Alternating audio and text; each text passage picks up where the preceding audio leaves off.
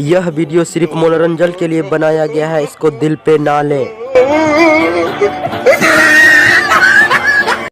तो आओ यार शुरू करते हैं बिना किसी बकचोदी के। आज मेरा केला खाने का मन कर रहा है। मेरे भट्टी में मोटा केला डाल दो। नहीं डालेंगे हम तेरा भट्टी में केला। मैं तो तेरे बहन के पिछवाड़े में मोटा केला डालूंगा। ऐसे जैसा मत कीजिए। रूपा, आज तेरे भट्टी खोल के पूरा केला डाल दूंगा। तू मेरा भट्टी में केला डालेगा तो मैं तेरा केला काट दूंगी। No no no. काजल, आज तेरा भट्टी खोल के पूरा केला डाल दूंगा। क्या क्या करना चाहते हैं आप? मेरे भट्टी खोल के भट्टी में क्या डालना चाहते हैं साले? नहीं।